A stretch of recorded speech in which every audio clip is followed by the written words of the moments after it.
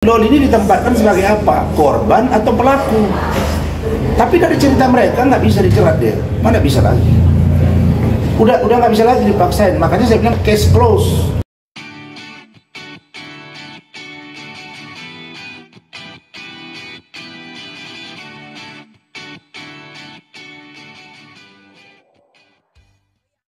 Mendengar cerita Loli, melihat fakta yang saya saksikan, kemudian mendengar dan menyaksikan podcastnya atau storynya NM, berbanding terbalik semua.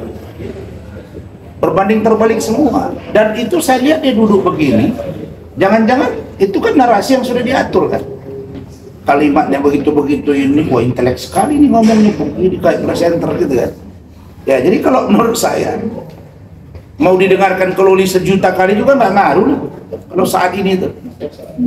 Dan itu kan kalau saya duga hanya kepada penggiringan opini biar positif memandang dia kan. Kalau saya lihat nggak akan ngaruh juga, gitu ya. Sekalian tanya aja Trans, nah mau ngomong apa sekalian itu? Mau naik cube bang, Apa? Mau naik cube. Apa? Mau naik cube. Setelah ini mungkin selain statement Niki sendiri, kan ada statement juga dari Bang HP. Nah, kenapa? Ya gimana tuh Bang terkait pandangan Ya dia? kan sudah saya ngomong tadi, si HPH itu gagal paham, dia nggak ngerti masalah. Saya bukan pengacaranya Loli, saya perwakilan keluarga, perpanjangan tangan Loli, baik sebagai perwakilan ibunya, baik sebagai bapaknya, kata Loli dan permintaan Loli. Pertanyaannya, apakah itu mau saya? Tidak, dari Loli. Yang kedua, apakah diakui atau tidak? Faktanya, penyidik, KPAI, Kemen PPA, sampai unit perlindungan anak Mabes Polri, mereka memahami, sehingga sayalah yang melindungi dia secara keluarga dan membawa sampai aja diantar ke sana dan sampai ada kesepakatan sampai di umur 18 tahun. Terus apa yang mau dibantah dari situ? Emang harus saudara apa baru bersaudara? Filosofi hidupnya gampang aja, tidak perlu saudara untuk bersaudara. Jelas kan?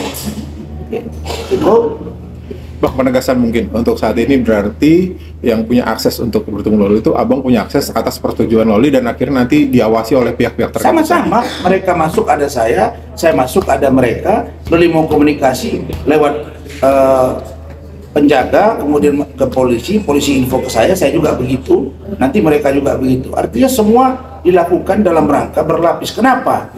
Demi kenyamanan Loli dan demi penanganan psikisnya supaya nampak hasilnya seperti apa. Makanya yang namanya NM memang dari awal Loli udah bilang tidak mau ditemui. Nah, sekarang Loli udah bisa punya akses untuk bersuara, otomatis itu juga menurut Abang, iya menurut Abang nantinya akan juga menguntungkan Fadel yang kemarin dari laporan-laporan Iya, itu sangat menguntungkan dong, sangat menguntungkan. Saya jadi tahu cerita Fadel, cerita dia. Terus apanya? Sekarang Loli ini ditempatkan sebagai apa? Korban atau pelaku?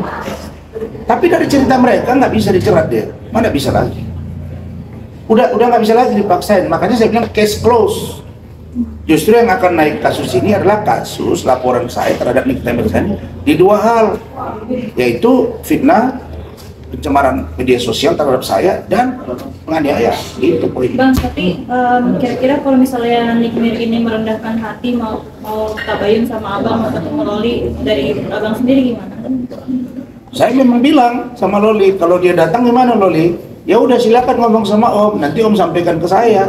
Kalau saya terima iya, kalau enggak. Tapi walaupun begitu, saya kan bapak, ya, dari anak-anak saya. Ya saya buka opsi lah, biar Loli komunikasi sama saya. Berarti saya kira saya paham, tapi jangan kau serang-serang saya gitu, ya. Dan ya kita bicara dari hati ke hati, nggak apa-apa. Kau datang, kau bicara hati ke hati. Jangan buat sandiwara ke saya, baik di awal, nanti di belakang jadi buruk. Saya nggak mau.